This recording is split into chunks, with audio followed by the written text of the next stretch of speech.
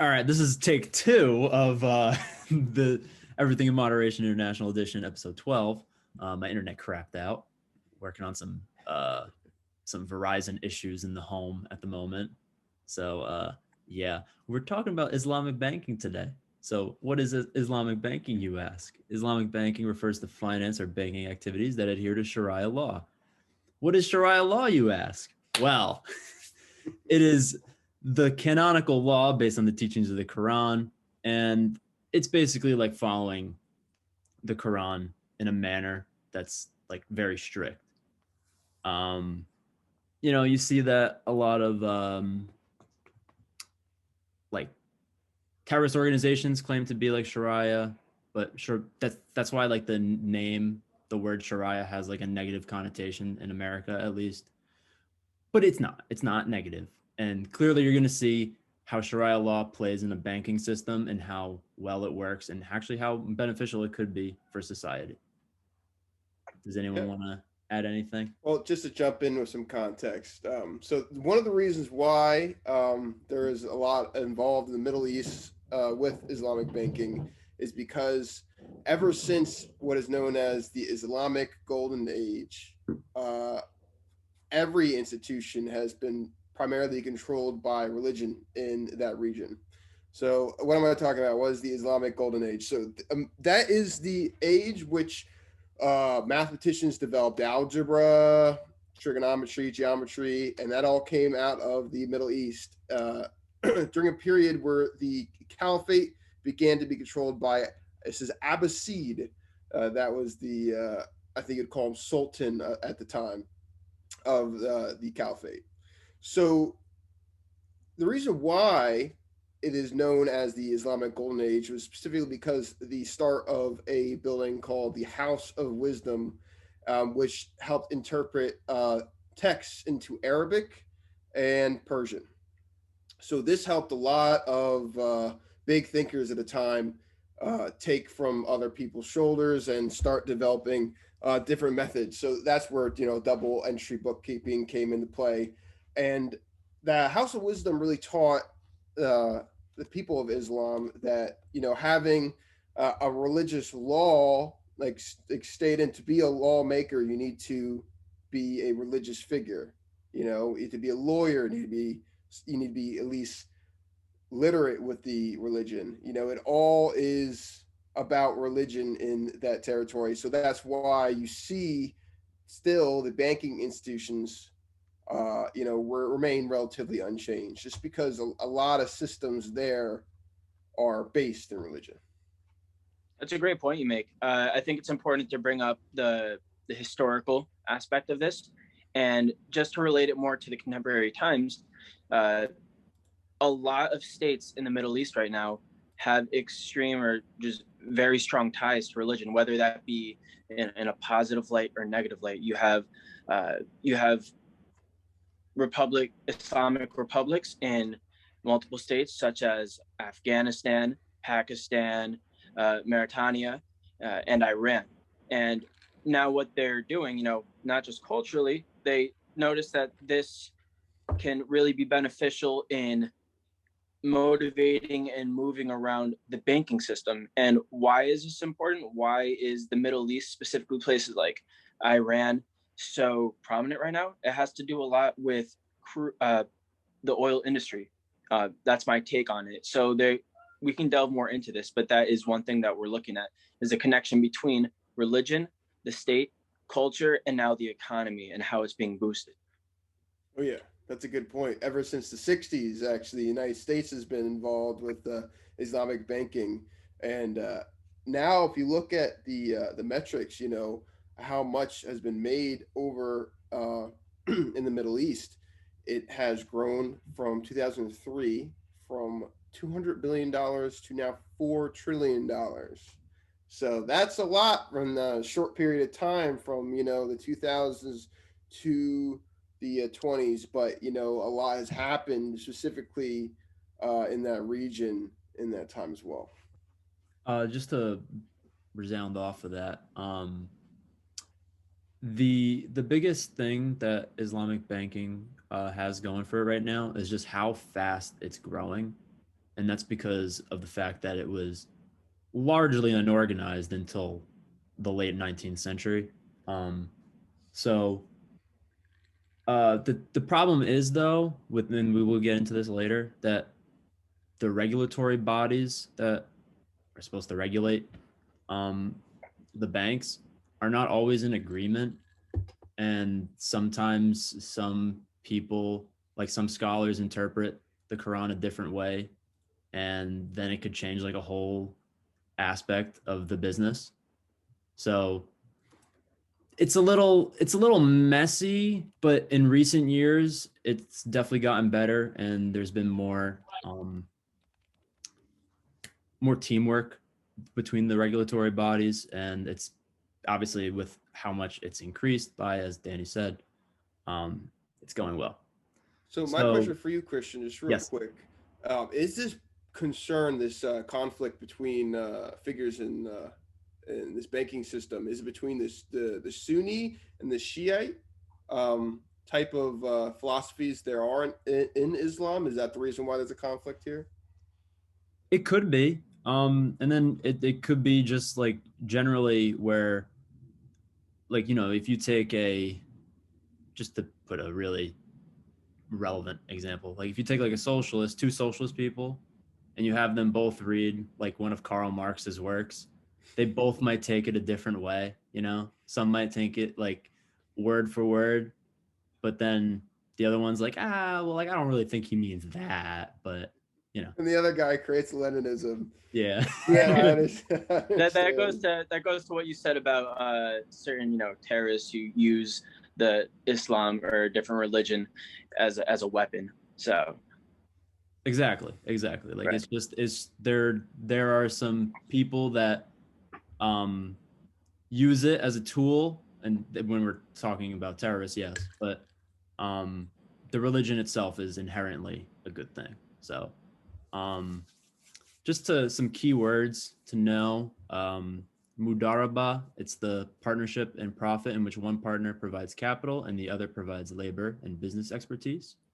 Musharaka is an agreement between two or more partners to combine their assets, services, obligations, or liabilities for the purpose of making profit.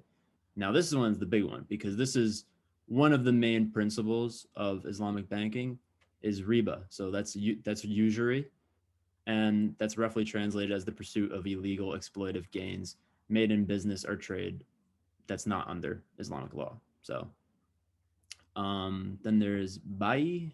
Sale ownership is transferred to the buyer at the time the sale is executed, and this transfer is definite and permanent for both spot or credit price. And then garar, which is uncertainty, hazard, chance, risk, delusion, deception, danger, peril, all the bad things. So I mentioned the two principles. The two principles are the sharing of profit and loss sharing, PLS system. And then the prohibition of the collection and payment of interest by lenders and investors, and that's riba. So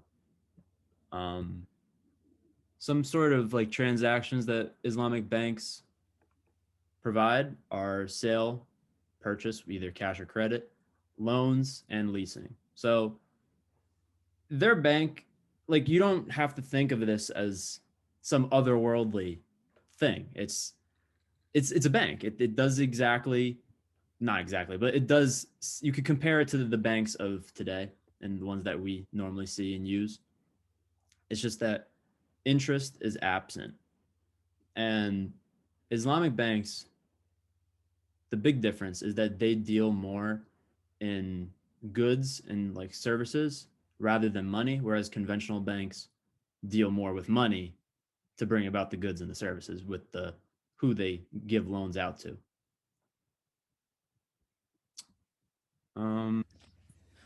All right, so this is take 3. We don't need to do the intro because we already did twice. How are you guys today, though? Do well. Feels different. Feels like a different day. It does. It does. Maybe even a week, a different week, even. Maybe a week has gone by. Maybe, who knows? Maybe it's been a year. I think clothes have magically changed. I think that my beard got shorter. Yours Mine got longer. Got thicker. All right.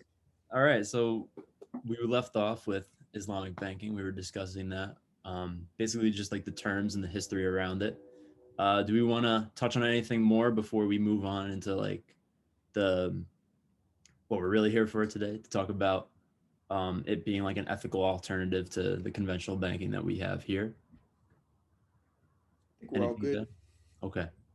So, what my big question is should this be a banking system that progressives should be fighting for? Whoever wants to take So a crack at it. I'll take a crack at it because I am a progressive. So one of the big things that progressives fight for all the time is antitrust laws in the United States, and the reason for that is they don't want companies to be, fucking over the average guy, right? Like for example, like one of the ISPs down in Texas, not ISPs, the electric companies down in Texas, charging people an insane amount of money for their bill just because it's a dire situation. Things like that shouldn't happen, and you know, surprisingly, Islamic banking kind of covers all that, mostly because any fund there has to be Sharia compliant. And what does that mean?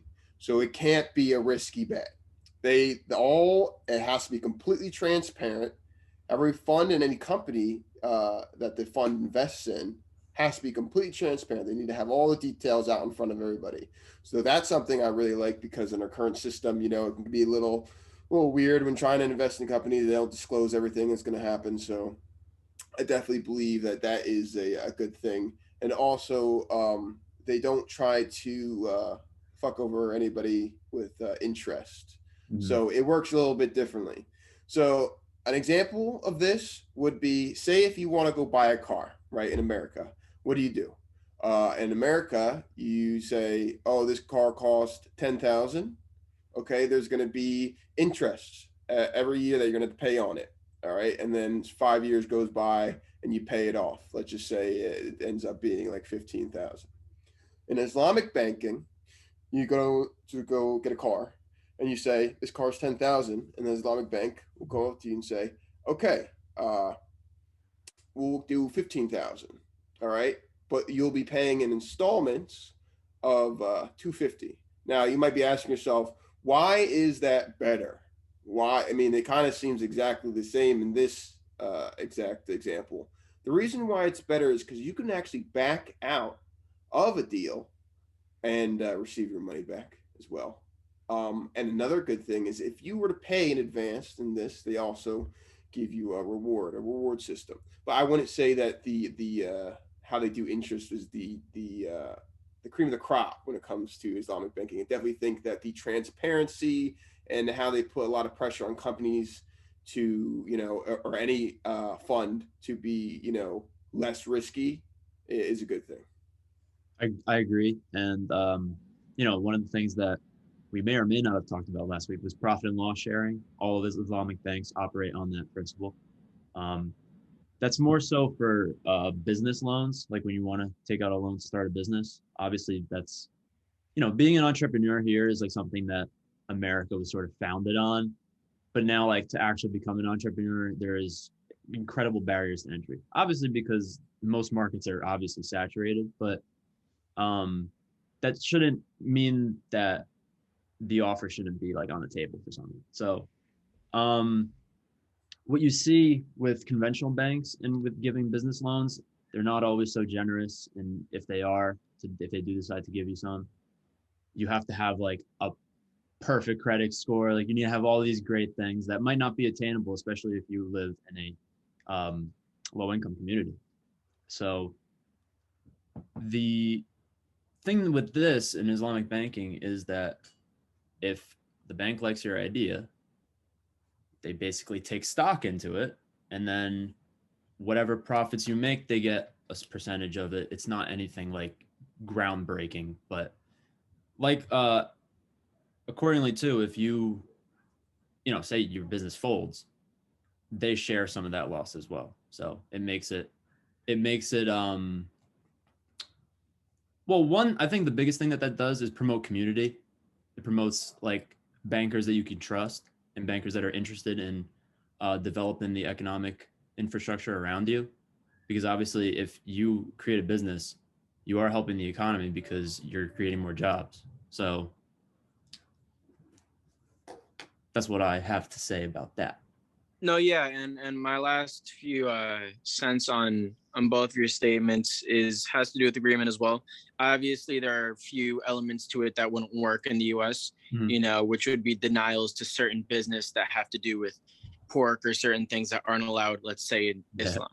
But the transparency aspect, the fact that it doesn't focus so much on credit score, and the fact that it's easier to be able to start a business and get these things going is what's seems quite efficient, and it seems like it relates to the American culture in a sense, because like you said, it's built off of entrepreneurship, and what better way to keep that going than to make it easier, more competitive to get into, and have a transparent banking system as well. It's definitely more transparent. It's better. So I think you guys both made some good points there. I want to just jump into a little thing of how an Islamic bank might be good for just the average person who's saving money. Danny and I were talking about this a little just before you came in, Patrick, before we even started recording. But he was looking into it because, he got his stimmies. He got his stimmies. So he wants to put it somewhere where, it could be trustworthy, and that if he needs it, he could readily get it.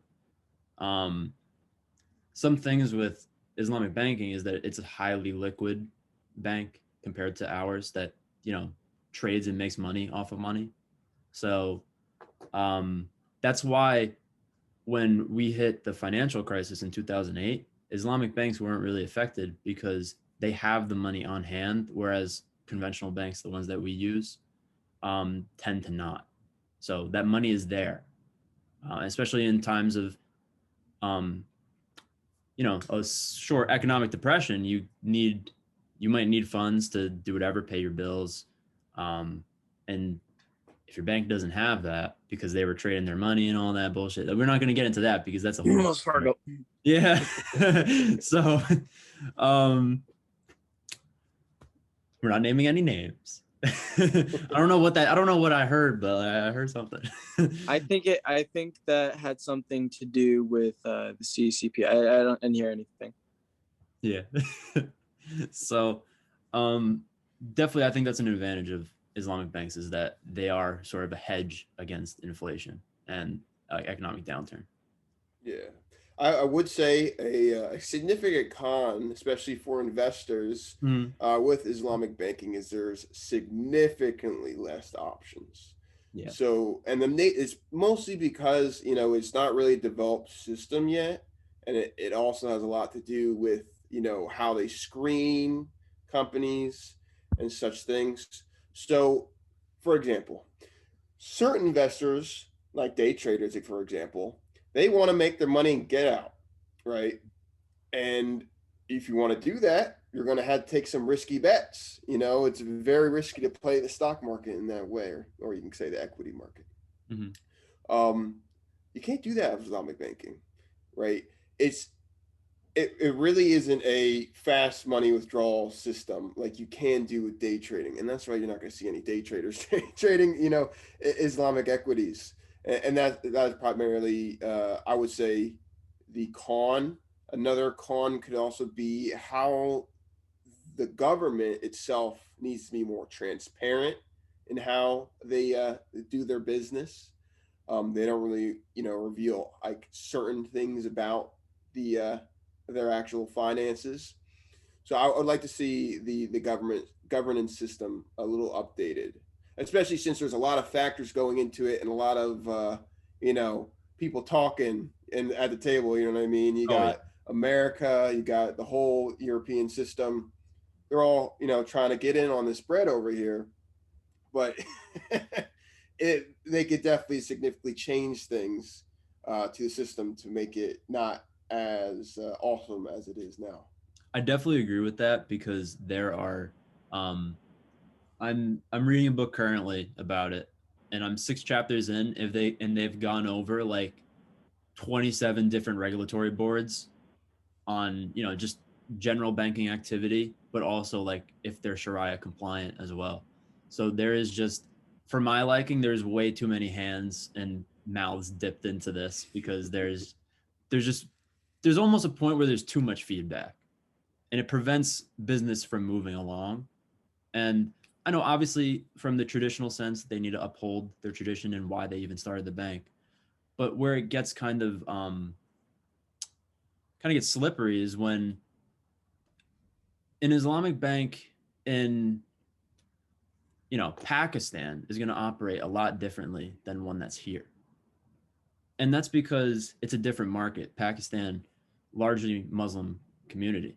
So here, while we do have a sizable Muslim community, it's nowhere near the majority. So one, that means less customers. So they need to kind of adapt their business model to that, because they do need to make money as well to stay afloat. You can't provide a service if you don't exist. So yeah. And also, Christian, real quick, just to bring up a point on that, think about it. In America, if we're talking about, Islamic banking, you really think the IF or investment fund bankers are really going to care?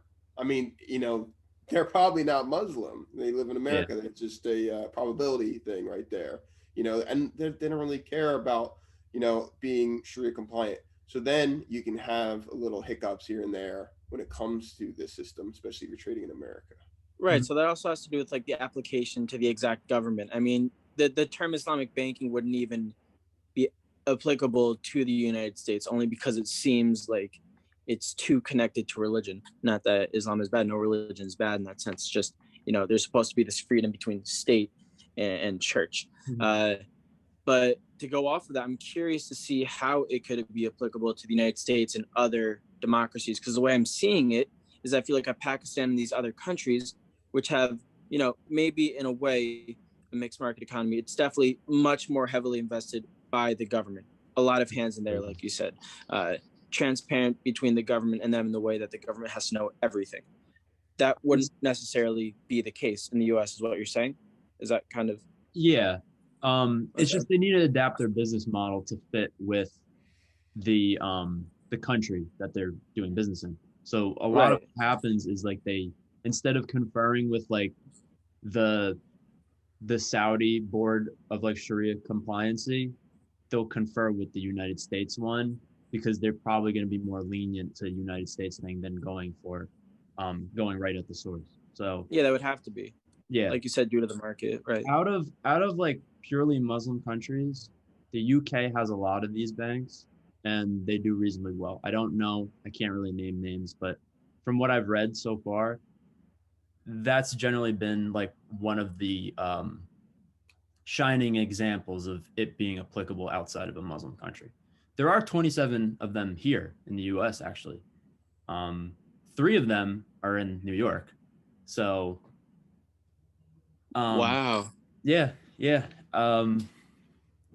look at this. Patrick's mind is blown. It's not blown. It's just, a little bit. I'm just curious how, because I know we were talking about this theoretically, but I didn't know that it was really put into practice there. I would definitely want to like talk to someone who works at one of these banks and just like see how it goes, because I definitely think I'm going to do some research on that, because it's something that's really interesting to me. But if say that, let's just say that Islamic banking becoming like a widespread thing in the United States, probably unlikely. Should it become more prevalent? I think it could be. But a lot of what banks are doing to sort of like act as a competition to these Islamic banks is that they're opening Islamic windows in their banks. So if you want a Sharia compliant service from like a relevant bank, you can get it from some of these different institutions. I'm looking at it right now. Like Wealth Simple owns one. Wealth Simple is like a investing platform. But if you decide to do what is called halal investing, which is, I believe we went over that word in the first part of this video. But you'll actually see that there's some pretty relevant companies in here. So let me share my screen so you can see. This is the portfolio of if you went into a halal investing portfolio. I'm actually invested in Barrick Gold. That was interesting find. Yeah, I was just about to comment on the gold. Adobe Inc. Alibaba. Okay. Alibaba. Oh wow. Okay. Chevron, Intel, Johnson and Johnson, Nike, Pfizer, Procter and Gamble. Damn, this portfolio would have made a killing Wow. pre-COVID. So, okay, so this is definitely changing my viewpoint a little bit, or just as interesting. Okay. Yeah. So, just seeing, obviously before they offer this service, they have to look at each company and see if they are Sharia compliant. Otherwise, it wouldn't really make any sense. But it's not like those companies won't be making you any money. There's some very good companies in there in terms of wanting your return. It's missing some Apple, that's for sure. But I guess they're not Sharia compliant. I don't know. But yeah, I'd say that, one of the most important lessons to take out of this, I would say, is how religion can be a force for good. And people will say all the time, especially liberals and progressives like me, religion has been a force of harm on the world, specifically in a lot of wars in the past, and a lot of conflict, everything that happened to Martin Luther, especially in Christianity. But I would say that this is definitely a net positive, and the fact that any government is using this kind of moral system for its finance, I love it. And I hope more people adapt, and maybe competition can really help this grow as a system. Because I would definitely like to see people not been taken advantage of by funds, just because they can play games with you and stuff like that. It's a friendlier system to invest Oh, in. definitely. I mean, looking at even at some of the good companies or the great companies that you see there, successful, and just seeing how it's effective, it's able to be applicable in other areas. It is really interesting to look at, and it definitely changes my perspective, because earlier I was a little hesitant, thinking, oh, it's too connected to religion. How can it? I didn't think it could be in practice, but just looking at that, it definitely brings positive to look at, because like you said, there's been so much I guess the connotation of religion sometimes with how it's been with other countries in the past has been negative. So it's definitely good. Yeah, I definitely agree with both of you. You guys both brought up the shortcomings of the system and the benefits as well. I think that overall, though, for progressives, this is something that they should fight for, because it does promote a community-based banking. Your fellow man, the banks, and the business that it is gives back to the community and helps the community in their own endeavors. That's obviously, that's what we want. We want businesses that don't just make a profit for themselves, but actually gives back to our economy and just helps create this country to be better than it is. And I think in some countries, Islamic banking has done that. Whether or not it was because of just religion being the core of its government, which in many cases it is in the Middle East. But even in places like the UK, you see more community in the sense of where these banks are located. You can see more businesses being created and everything. I would love to get into the analytics and stuff, but I don't have those readily available. Yeah. So maybe add some to the. I would have maybe to try to put some figure it out. links under the. Maybe put some links under the. Oh, under the 100%. video. Yeah. Yeah. For people to look at, it's a good idea. Hold on, let's give a plug to a American Islamic bank that's around here. Danny, you said you looked into it a little bit, right? Islamic banks. Yeah, for investing in it by yourself. I was looking at it a little bit. I haven't seen the exact banks I'd even go into. I was just looking at, what types of investments I could do. Mhm.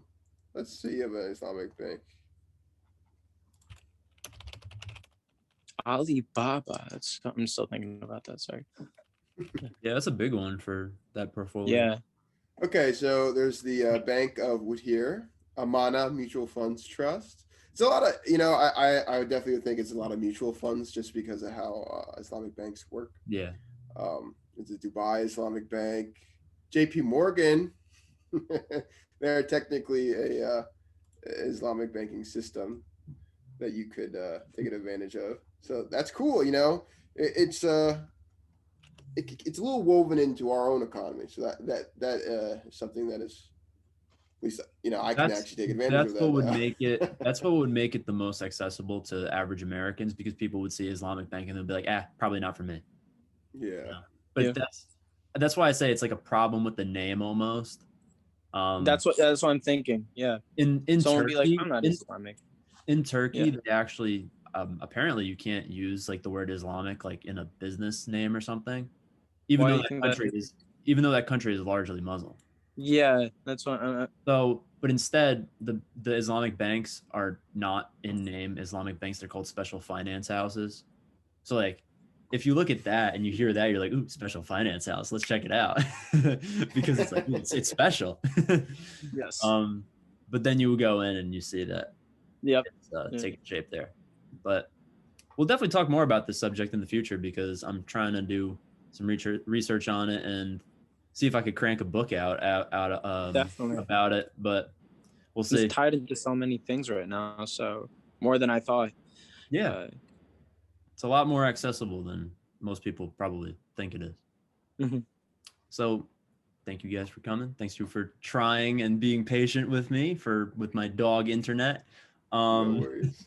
It's been great. No, it's perfect. I mean, over this amount of time, Danny has somehow made his way to Fiji or wherever. He was in Tahiti. He was in Tahiti. Now he's in Fiji. He's in Tahiti now. Okay. I will get on that teleportation device. Okay. All right. Have a good one, guys. Everyone for watching. Thank you. Do some research on the topic. I will provide some links like Patrick suggested, so you can do your own personal research. And if you feel like it's something that you might want to take part in, or at least, research and fight for it as a progressive. So definitely. That is us. That is all from us. Have a good weekend and see you guys next week. Bye-bye.